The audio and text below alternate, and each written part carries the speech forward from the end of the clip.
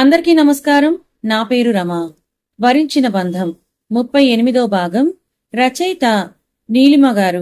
Friends, కథ చదవడం start చేసిన వెంటనే వీడియోకి ఒక లైక్ చేయండి, హైప్ చేయండి. అలాగే స్టోరీ ఎలా అనిపించిందో తప్పకుండా కమెంట్ చేయండి. అందుకే సిస్టర్, ఒకసారి ఆలోచించండి. ఒక అన్నగా మీ మేలుకు మీ కోరే చెప్తున్నాను. ఎందుకు చెప్తున్నానో మరొకసారి ఆలోచించండి అని అమాయకంగా అంటూ అర్జున్ని బుక్ చేస్తాడు నిహాల్.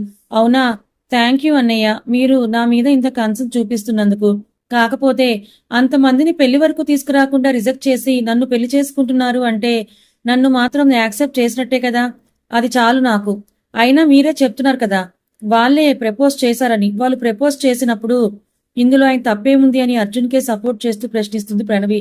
కాదు చెల్లెమ్మ, వాళ్ళు ప్రపోజ్ చేస్తే మాత్రం నో అని చెప్పి పంపించడం మాని వాళ్ళతో డేటింగ్ అంటూ తిరిగిన వాణ్ణి ఏమనాలి?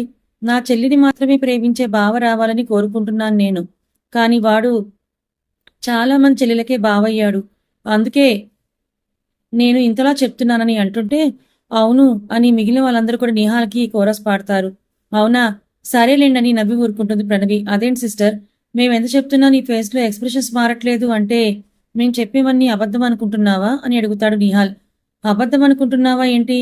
అబద్ధాలే కదా, అది మీ కళ్ళని చూస్తేనే నాకు తెలుస్తుంది బ్రదర్ అని వెటకారంగా అంతే అంటుంది ప్రణవి. ఓ, తెలిసిపోయిందా? మా వాడి గురించి బాగా రీసెర్చ్ చేసినట్టున్నావు నువ్వు. మేమిన్ని చెప్పినా కూడా అసలు నమ్మలేదు. అదే వేరే అమ్మాయి ఉంటే ఖచ్చితంగా ఒక 2 సెకండ్స్ అయినా మేము చెప్పింది నమ్మేదేమో అని పళ్ళన్నీ కనిపించేలా నవ్వుతూ అంటాడు ఒక అబ్బాయి.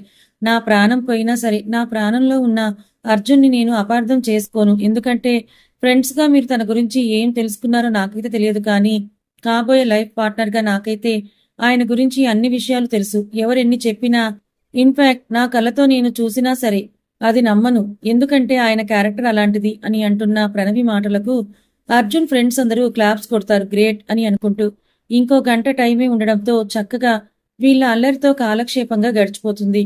ప్రణవి మాట్లాడిన ప్రతి మాట అర్జున్ దగ్గరికి వెళ్లి చెప్పేసరికి ఎంతో మురిసిపోతాడు. అతని గుండెల్లో మరొక మెట్టు ఎక్కేస్తుంది ప్రణవి స్థానం. మరి ఆ స్థానం ఎల్లప్పుడూ అలాగే ఉంటుందా? కలహాలు లేని కాపురం ఉండదు అని అంటారు. మరి వీళ్ళ కాపురం ఎలా సాగుతుంది? ముందు ముందు తెలుసుకుందాం. ఏంటి, మేడం గారి వాలకం చూస్తుంటే ఏదో తేడా కొడుతోంది అని సాక్షి ఇచ్చిన ఫోర్స్కి మనసులోనే అనుకుంటాడు కరణ్. ఇప్పుడు చెప్పండి సార్. సర్జీ, ఏంటి మ్యాటర్? హనీమూన్ అన్నారు, ట్రిప్ అన్నారు, కానీ తీసుకెళ్లింది అక్క పెళ్లి చూపులకి. ఇప్పటి వరకు నా మైండ్లో చాలా క్వశ్చన్సే రన్ అయ్యాయి. కానీ ఇప్పుడు ఆ క్వశ్చన్స్ అన్ని మీ మీద అడుగుతాను. ఆన్సర్ చెప్పే వరకు నో పర్మిషన్. ఏంటి, భార్య అనే హక్కుతో నా ఇష్టంతో పని లేకుండా నేను ఇక్కడ వరకు తీసుకుని వచ్చేశారు. మరి తర్వాత రొమాన్స్ ఎలా చేస్తారు? దానికైనా నా పర్మిషన్ కావాలి కదా. అది కావాలంటే నా క్వశ్చన్స్ కి ఆన్సర్ కావాలని ఒక ఐబ్రో రైజ్ చేస్తూ ఫుల్ యాటిట్యూడ్ గా అడుగుతుంది సాక్షి. అబ్బో, పాపలో చాలా వెటకారం ఉందని అంటాడు అంతే యాటిట్యూడ్ గా. మరి భార్యాభర్తలంటే ముద్దు మురిపాలే కాదు, అన్నీ చెరసగం పంచుకోవాలి. నిన్నటి వరకు మీరు చూపించారు మీ యాటిట్యూడ్ అంతా, ఇప్పుడు నేను చూపిస్తున్నాను. It's my turn. చెప్పండి, అసలు మా అక్క వచ్చిందని మీకు ఎలా తెలుసు? అక్షయ్కి మీకు ఎలా పరిచయం? ఎందుకు మా అక్కకి అక్షయ్నిచ్చి పెళ్లి చేయాలనుకుంటున్నారు అని అడుగుతుంది సాక్షి. కరణ్ ఎదురుగా నుంచొని సూటిగా అతని కళ్ళల్లోకే చూస్తూ, ఉఫ్, నీ డౌట్ ఇదే కదా, చెప్తా విను అని అసలు కరణ్ ఏం చేశాడో చెప్పడం మొదలు పెడతాడు. నేను నా వెర్షన్లో చెప్పుకుంటూ వచ్చేస్తాను, మీరు చదివి తెలుసుకోండి. నువ్వు బెంగళూరు వెళ్ళిన తర్వాత నాకు డౌట్ వచ్చింది. నువ్వు వెళ్ళింది బిజినెస్ పర్పస్ మీద కాదని. అందుకే సాత్విక్కి ఫోన్ చేసి అడిగి తెలుసుకున్నాను. అప్పుడే నాకు తెలిసింది బిజినెస్ పర్పస్ మీద వెళ్ళలేదని. ఎందుకంటే ఎలాంటి మీటింగ్స్ ఏమీ లేవని తను నాతో చెప్పాడు. అసలు నాకు చెప్పకుండా ఎందుకు వెళ్ళావు? అది కూడా అబద్ధం చెప్పి. మరి అలా చెప్పి వెళ్లాల్సిన అవసరం ఏంటని అప్పటికప్పుడే బెంగళూరు రావాలని టికెట్ కూడా బుక్ చేసుకున్నాను తెలుసా. కానీ నీ వెనకే వచ్చి నిన్ను చూస్తే నేను నీ మీద స్పై చేస్తున్నానని అనుమాన పడుతున్నావని నువ్వు అనుకుంటావని ఆగిపోయాను. ఏది ఏమైనా నువ్వు వచ్చిన తర్వాతే ఎందుకు వెళ్ళావో తెలుసుకోవాలని సైలెంట్గా ఉండిపోయాను. కానీ రిటర్న్ వచ్చేటప్పుడు ఎయిర్పోర్ట్లో నేను నా మనిషిని పెట్టాను నిన్ను ఫాలో అవడానికి. అప్పుడే నాకు తెలిసింది నీతో పాటు మీ అక్క ఇద్దరు కలిసి వచ్చారని. ఒక క్షణం నా మైండ్ బ్లాక్ అయిపోయింది. అంటే నువ్వు వెళ్ళింది అవికాని కలవడానికా? కానీ ఎందుకు? తను అక్కడ ఉందని ఎలా తెలిసింది నీకు? అసలు తను అక్కడికి ఎందుకు వెళ్ళింది? ఇన్ని ప్రశ్నలతో నా బుర్ర బద్దలైపోయింది అని కరణ్ ఒక్కొక్కడిగా చెప్తుంటే సాక్షి ఆశ్చర్యంగా చూస్తూ ఉండిపోతుంది. అంటే తన అక్క గురించి వచ్చిన మొదటి రోజు తెలిసిందా అని ఆలోచిస్తూ ఉండిపోతుంది సాక్షి. అవిక ఫ్రెండ్ సహస్రతో కలిసి వెళ్లిన నువ్వు తిరిగి అవికాతో రావడం చాలా ఆశ్చర్యంగా అనిపించింది నాకు. అప్పటికి నాకు డౌట్ గా ఉండి మీ ఫొటోస్ కూడా పెట్టమని చెప్తే అతను ఎయిర్పోర్ట్ నుంచి మీరు బయటకు వచ్చేటప్పుడు మీకు తెలియకుండా తీసిన పిక్స్ నాకు సెండ్ చేశాడు. కరెక్ట్ గా చూసిన నాకు కన్ఫర్మ్ అయ్యింది వచ్చింది నువ్వు అవి. నువ్వు వెంటనే ఇక్కడికి రాకుండా మీ అక్కని మీ అమ్మ వాళ్ళ ఇంటి దగ్గర దించేసి ఆ తర్వాత వచ్చి సైలెంట్ గా ఏం చెప్పకుండా బిజినెస్ పర్పస్ మీద వెళ్ళొచ్చినట్టుగా బిల్డప్ ఇచ్చావు. నువ్వు నాకేమీ చెప్పకపోయినా ఎందుకు చెప్పడం లేదని ఆలోచిస్తూ నేను సైలెంట్ గా ఉండిపోయాను. ఆ తర్వాత తెలుసుకున్నా నాకు అసలు విషయం తెలిసింది. అవిక క్యాన్సర్తో నన్ను వదిలి వెళ్ళిపోయిందని. ఎంత బాధపడ్డానో తెలుసా ఆ రాత్రి. ముందు నాకు తెలియలేదు అసలు తను ఎందుకు వెళ్ళిపోయింది, బెంగళూరు ఎందుకు వెళ్ళింది, అక్కడ ఎవరితో ఉంది, ఇంకొక పెళ్లి చేసుకుందా, ఇలాంటి క్వశ్చన్స్ తో ఆలోచిస్తున్న నాకు తను క్యాన్సర్తో వెళ్ళిపోయిందని నిజం తెలియగానే పిచ్చి లేచిపోయింది. కానీ నేను నిన్ను పెళ్లి చేసుకొని సంతోషంగానే ఉన్నాను. నీతో లైఫ్ ని స్టార్ట్ చేయకపోవచ్చు కానీ అంత బాధపడుతూ అయితే లేను కదా. నీతో బాగానే ఉన్నాను. ప్రత్యేకంగా అవికా గురించి తెలుసుకోలేకపోయాను. తను మాత్రం ఎవరూ లేని ఒంటరిదానిలో ఎన్ని కష్టాలు పడిందో, ఎంత బాధ అనుభవించిందో. తనకి వచ్చిన క్యాన్సర్ ఒక బాధ అయితే నన్ను వదిలి వెళ్ళిపోవడం ఇంకా ఎంత బాధ. ఎలాంటి బ్యాడ్ స్టేజ్ అనుభవించిందో తలుచుకుంటే అసలు నేను ఇంత అసమర్థుడినా అని నాకు అనిపించింది. నేను ప్రేమించిన అమ్మాయికి, నన్ను పెళ్లి చేసుకున్న అమ్మాయికి ఇద్దరికీ న్యాయం చేయలేకపోయినా అసమర్థుణ్ణి నేను. ఎందుకు నేను బ్రతికి ఉండడం, చచ్చిపోవాలని కూడా నిర్ణయించుకున్నాను ఒక్క నిమిషం పాటు. కానీ రెండో నిమిషం ఆలోచన విరమించుకున్నాను. అంత చీప్ మెంటాలిటీ నాది కాదు. అలా సతమతమవుతూ ఎప్పుడో అర్ధరాత్రి ఇంటికి వచ్చిన నాకు నువ్వు ఇంకో బాంబు పేల్చావు, నాకు డివోర్స్ కావాలని. నాకు అర్థమైంది నువ్వైతే మీ అక్క లైఫ్ గురించే నాకు డివోర్స్ ఇచ్చి నన్ను తనని కలపాలని డిసైడ్ అయ్యావని. కానీ అది మంచిది కాదు. ఎవరికి మంచిది కాదు? ఎందుకంటే మనం ఇష్టం లేకపోయినా మనం ఒక బంధంలో ముడిపడిన తర్వాత ఆ బంధం నుంచి విముక్తి పొందాలని కోరుకోవడం చాలా తప్పు. మా అమ్మా నాన్న నన్ను చిన్నప్పటి నుంచి వాల్యూస్తోనే పెంచి పెద్ద చేశారు. నా ప్రేమ నాకు దక్కలేదని బాధ అయితే ఉంది కానీ పెళ్లి బంధం నుంచి తప్పించుకొని మళ్ళీ ప్రేమ బంధంలోకి అడుగు పెట్టాలనే ఆలోచన మాత్రం నాకు లేదు. ఎందుకంటే ప్రేమ కన్నా గొప్పది పెళ్లి బంధం. ఎట్టి పరిస్థితుల్లోనూ నీకు విడాకులు ఇవ్వకూడదని, మీ ఇద్దరు హ్యాపీగా ఉండాలి అంటే నేనేం చేయాలి? ఖచ్చితంగా అవికా లైఫ్ ని సెటిల్ చేయాలి. అప్పుడే తను హ్యాపీగా ఉంటుంది. అవికా లైఫ్ సెటిల్ అయితే తప్ప నువ్వు నా వైపు నుంచి ఆలోచించి అక్క మీద ప్రేమతో నాకు డివోర్స్ ఇవ్వాలని, నా నుంచి దూరంగా పారిపోవాలని ఆలోచిస్తావు. అదే నీకన్నా ముందు నీతో మాట్లాడే బదులు తన లైఫ్ సెట్ చేస్తే బెటర్ అనిపించింది. ఆ నైట్ అంతా నిద్ర లేకుండా కూర్చొని ఆలోచించాను చాలా విషయాల గురించి. ఎందుకో 3 ఏళ్లు ప్రేమించిన ఒక ప్రేమికుడిగా అవికా కష్టం తెలిసిన తర్వాత తనని చూడాలని మనసు తహతహలాడితే ఆ మరుసటి రోజు ఉదయం మీకు ఎవరికీ తెలియకుండా మీ ఇంటికి వెళ్ళాను. అవికాని ఒకసారి చూడాలనిపించింది. మీ ఇంటి బయటే వెయిట్ చేశాను. తను బయటికి వస్తే ఒక్కసారి తనని తనివి తీరా చూసుకుందామని. అప్పుడే నాతో పాటు ఇంకొక అబ్బాయి కూడా అవికా గురించి వెయిట్ చేస్తున్నాడు బైక్ మీద కూర్చొని. అవికా బయటికి రాగానే తన వైపే ప్రేమగా చూశాడు అక్షయ్. ఆ విషయం నాకు అతన్ని చూసిన వెంటనే అర్థమైంది. నాకున్న పలుకుబడితో అక్షయ్ డీటెయిల్స్ అన్ని తెలుసుకుంటే అప్పుడు తెలిసింది అవికాని అక్షయ్ ఎప్పటి నుంచో లవ్ చేస్తున్నాడని. అండ్ తన ఫ్రెండ్ సహస్ర అక్షయ్కి చెల్లి అని. మొన్న రీసెంట్ గా సహస్ర ఇక్కడికి వచ్చినప్పుడు అవికాని అక్షయ్ దగ్గరుండి చూసుకున్నాడని. అందుకే తన లైఫ్ బాగుండాలంటే తన గురించి అన్నీ తెలిసిన వ్యక్తితోనే తనకి పెళ్ళవ్వాలి. అదే అతను కాకుండా ఇంకెవరో పర్సన్ అయితే ఫ్యూచర్ లో అవికా గురించి, మా లవ్ మ్యాటర్ గురించి తెలిసి వేరేగా డిస్టర్బెన్స్ వచ్చే ఛాన్సెస్ ఉన్నాయి. సో అన్ని విధాలుగా ఆలోచించి అక్షయ్ అవికాకి పర్ఫెక్ట్ అనుకున్నాక ఇటు మామీ వాళ్ళతో అటు అక్షయ్ ఫ్యామిలీతో నేనే మొత్తం మాట్లాడాను. కాకపోతే అక్షయ్ కూడా తెలియదు ఇంటికి వచ్చే వరకు అతడి పెళ్లి చూపులు అవికాతో జరుగుతున్నాయని. పాపం చాలా కష్టపడ్డాడు గురుడు ఆ పెళ్లి చూపుల నుంచి తప్పించుకోవడానికి. కానీ నేను వేసిన ప్లాన్ కదా, నా ప్లాన్ లో భాగంగా ఎటూ తప్పుకోలేక చిక్కుకున్న చేపపిల్లల మీ ఇంటికొచ్చి పడ్డాడు. మీ అక్కని చూసిన తర్వాత అక్షయ్ లోపల తీన్మార్ డాన్స్ వేశాడు. బయటికి మాత్రం కనిపించలేదని నవ్వుతూ అంటాడు Karan. Finally Avika life settle అయిపోయింది. నా మనసు అయితే చాలా సంతోషంతో ఉప్పొంగిపోతుంది. నీకు తెలియదు సాక్షి, మీ అక్క వెళ్ళిన దగ్గర నుంచి కూడా నేను మనశ్శాంతిగా పడుకున్నది లేదు. నీతో సరదాగా ఉంటున్నాను, మాట్లాడుతున్నాను, అన్నీ బాగానే ఉన్నాయి. కానీ నా మనసులో ఎంత బాధ తెలుసా? ఆ బాధ ఎవరితో పంచుకోవాలో తెలియదు. పంచుకున్న ఎవరు ఎలా అర్థం చేసుకుంటారో తెలియదు. నేను నా బాధ బయట పెట్టినా నాకన్నా ఎక్కువ అమ్మవాళ్ళు బాధపడతారని సంతోషం నటించాను. ఇప్పుడు కూడా నీతో అల్లరి చేస్తున్నానంటే అలా అయినా నా బాధ కొంచెం తగ్గుతుందని.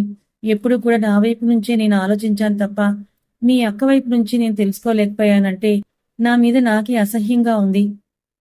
I am bad boy Sakshi, bad boy అని కలలో చేరిన కన్నీటి చెమ్మతో అంటూ ఇన్ని నెలలుగా మనసులోనే గూడు కట్టుకున్న బాధనంతా బయటకు తీస్తూ ఒక్కసారిగా సాక్షిని హక్ చేసుకుని చిన్నపిల్లాడిలా ఏడ్చేస్తాడు. ఆమెను ఇంకా ఇంకా దగ్గరికి హత్తుకుంటూ చిన్నపిల్లాడిలా ఒదిగిపోయి ఏడుస్తూ ఉన్న కరణ్ని చూస్తే సాక్షికి కూడా దుఃఖం పొంగుకొచ్చింది. ఇన్ని రోజులు అతనిలో ఎంత బాధ ఉన్నా బయటికి గంభీరంగా ఉండిపోయేవాడు.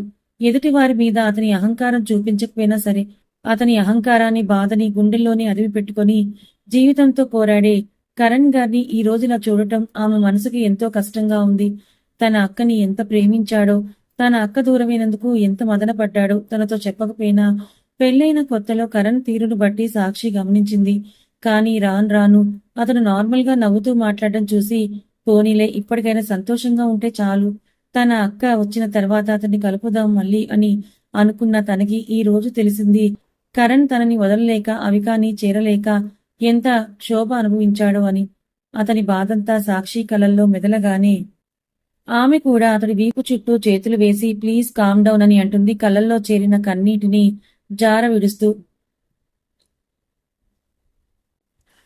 నిజంగా నేను చేతకాడినివ్వాన్ని కదా అంటూ తనని తాను తిట్టుకుంటూ చిన్నపిల్లాళ్ల సాక్షి కౌగిల్లో ఒదిగిపోయి కన్నీళ్లు పెట్టుకుంటున్న కరణ్ని చూస్తే సాక్షికి దుఃఖం పొంగుకొచ్చేసింది. ఎప్పుడూ అలా చూడని అతనిని అలా చూసేసరికి తట్టుకోలేకపోయింది ఆమె మనసు. ఇప్పటి వరకు తన అక్కని కరణ్ని కలపాలని ఎన్నిసార్లు ప్రయత్నించిందో అన్నిసార్లు కూడా తను చచ్చి బ్రతికేది. అంత బాధలో మనసులో ఉన్నా కూడా తను ప్రేమించిన ప్రియమైన భర్త సంతోషం కోసమే అలా చేయాలనుకుంది. కాని కరణ్ తనకే అన్యాయం చేయకూడదని, తనలో తానే అంత నలిగిపోతున్నాడని ఆ నిమిషం తనకి క్లియర్గా అర్థమైంది. ప్లీజ్ కామ్ డౌన్ కరణ్ గారు, ఎవరైనా ఏడుస్తారా చెప్పండి అని ఊరుకోబెట్టే ప్రయత్నం చేస్తుంది. అసలు బాధతో గొంతు పూడుకుపోయి తన మాట అసలు బయటికి రాలేదని 2 నిమిషాలకు గాని తెలియలేదు సాక్షికి. కరణ్ గారు ప్లీజ్ ఊరుకోండి అని ఇంకొంచెం గొంతు పెంచి కష్టంగా దుఃఖాన్ని ఆపుకొని అంటుంది. మీరిలా ఏడిస్తే నేను అస్సలు చూడలేను ప్లీజ్ అని అంటూ ఆమె గుండెల మీద ఉన్న కరణ్ తలని తన చేతులతో పట్టుకుని పైకెత్తి కన్నీళ్లను తుడుస్తుంది. మగవాళ్ళకి సాడ్ ఫీలింగ్స్ అయినా తక్కువగా ఉంటాయి. మగవాళ్ళు ఏడవకూడదని రూల్ పెట్టినట్టు చాలా మంది జెంట్స్ గంభీరంగా ఉండిపోతారు. కానీ అది తమ కుటుంబం దగ్గర వాళ్ళు ఎలా ఏడిస్తే ఆ కుటుంబం ఇంకా బాధపడుతుందని నిగ్రహించుకుంటారే తప్ప మనసులో బాధ లేకుండా ఉండదు. నిజానికి మీ లేడీస్ కన్నా జెంట్స్ కి ఎక్కువ బాధ ఉంటుంది. కాకపోతే అది చూపించే తీరు వేరేగా ఉంటుంది. చిన్నప్పటి నుంచి ఎప్పుడూ కూడా నేను ఏడవలేదు. నాకు ఊహ తెలిసిన దగ్గర నుంచి అలా పెంచలేదు మా నాన్నగారు. నాకేం కావాలన్నా తెచ్చిచ్చారు. అవికాతో నా లవ్ లైఫ్ స్టార్ట్ అయిన తర్వాత నా ఆనందం మరింత రెట్టింపయింది. ఆ ఆనందం కలకాలం నిలుస్తుందనే కలలు కన్నా నాకు అది కలగానే మిగిలిపోయింది అని తెలిసిన రోజు ఇలాగే ఎవరో ఒకరిని పట్టుకొని గట్టిగా ఏడ్చేయాలనిపించింది. కానీ ఆ అవకాశం నాకు దొరకలేదు. తను వెళ్లిపోయిన తర్వాత 2 నిమిషాలకి నిన్ను నా జీవితంలోకి తీసుకొచ్చి ఒక పెద్ద ట్విస్ట్ ఇచ్చారు నా లైఫ్ కి. ఆ ట్విస్ట్ తో నేను ఫ్రీజ్ అయిపోయి తేరుకునేసరికి నువ్వు నా జీవితంలోకి భార్యగా అడుగుపెట్టావు. వద్దు వద్దంటూనే ఎలా చేరిపోయావో కానీ నా మనసులోకే చేరిపోయావు. మంచో చెడో విధి రాతో దేవుడి రాతో మనిద్దరికి బంధం ముడిపడిపోయింది. నీతో నా లైఫ్ స్టార్ట్ చేద్దామని అనుకునే టైంకి నువ్వు డిస్టర్బెన్స్ క్రియేట్ చేశావు. సరేలే కొద్ది రోజుల్లో నిన్ను నాదానిగా మార్చుకుందాం. నీ మనసులో ప్రేమ ఉంది, ఆ ప్రేమను బయటకు తీస్తే నువ్వు ఒప్పుకుంటావు కదా అని అనుకున్నాను. కానీ అవిక గురించి ఆలోచించలేకపోయానురా. అలా ఎందుకు ఆలోచించలేదో ఇప్పటికీ నాకు అర్థం కావడం లేదని తల పట్టుకుని బెడ్ మీద కూర్చునుండిపోతాడు కరణ్. నెమ్మదిగా కరణ్ దగ్గరికి వెళ్లి బెడ్ మీద కరణ్ కూర్చుంటే ఆ కిందనే బెడ్ ఎడ్జ్ మీద తను కూర్చొని, చూడండి అక్క గురించి మీరు ఆలోచించలేదని గిల్టీగా ఫీల్ అవ్వాల్సిన పని లేదు. ఎందుకంటే మీరు మీ వంతు ప్రయత్నం చేశారు. తన ఫ్రెండ్స్ కి కాల్ చేయడం, తన ఫ్రెండ్స్ నెట్వర్క్ ద్వారా తెలుసుకోవాలని ప్రయత్నించడం, అవికా డీటెయిల్స్ ఇచ్చి తెలుసుకోమని మీరు చెప్పడం అవన్నీ కూడా నాకు తెలుసు. ఒకటి చెప్పనా, మనం ఎన్ని అనుకున్నా సరే ఏ టైంకి ఏది జరగాలో ఆ టైంకి అది జరుగుతాయి కొన్ని పనులు. అలాగే మన జీవితంలోకి ఎప్పుడు ఎవరు వస్తారో, ఏ క్షణం ఎలా ఉంటుందో కూడా మనం ఊహించలేం. మనం కొన్ని ఊహించినా అలా ఊహించినట్లు జరగవు. అదే జీవితం. మా అక్క ఆ రోజు వెళ్ళిపోవడానికి కారణం నేను మీ జీవితంలోకి రావడమేమో, మా అక్క కోసం మీరు చేసిన అన్ని ప్రయత్నాలలో దొరకకపోవడానికి కారణం మనిద్దరం ఎక్కడ విడిపోతామో అని దేవుడు తీసుకున్న నిర్ణయమేమో. ఇప్పుడు మీ మనసు మారి నన్ను భార్యగా స్వీకరించాలనుకుంటున్నారంటే దాని అర్థం మా అక్క మీ జీవితంలోకి వచ్చినా మీరు యాక్సెప్ట్ చేసే పొజిషన్లో లేరు. అందుకే కావచ్చు మా అక్క ఈ టైం వరకు అక్కడ ఉండి ఈ టైంలో దేవుడు పంపించి ఉంటాడు నా దగ్గరికి సహస్ర రూపంలో అని అంటున్న సాక్షి మాటలకే తన వైపే ఆశ్చర్యంగా కోపంగా చూస్తాడు కరణ్. వావ్! శభాష్! చాలా బాగా మాట్లాడావు. మరి ఇవే మాటలు నువ్వు డివోర్స్ పేపర్స్ మీద సైన్ చేసినప్పుడు ఏమయ్యాయి? అప్పుడు గుర్తుకు రాలేదా ఇవే మాటలు అని పాయింట్ ఔట్ చేసి అడుగుతాడు. అప్పుడు గాని తెలియలేదు సాక్షికి తను చేసిన తప్పేంటో. కథ ఇంకా ఉంది. మరి ఇప్పుడు కరణ్ చెప్పిన దానికి సాక్షి ఏమని సమాధానం చెప్తుంది? అవిక లైఫ్ సెటిల్ అవబోతుందనే సంతోషంలో సాక్షి తన మనసులో ఉన్నదంతా కక్కేసింది కరణ్ ముందు. మరిప్పుడు కరణ్‌కి దొరికిపోయింది. మరి కరణ్, సాక్షిలు ఇప్పటికైనా ఒకటవుతారా లేదా? అక్షయ్‌ని పెళ్లి చేసుకోవడానికి అవిక ఎందుకు ఒప్పుకుంది? మరో పక్క ప్రణవి, అర్జున లైఫ్‌లో పెళ్లి తర్వాత ఏం జరగబోతోంది తెలుసుకోవాలనుకుంటే ఛానల్‌ని ఫాలో అవ్వండి. కథ నచ్చితే లైక్ చేయండి. Thank you so much.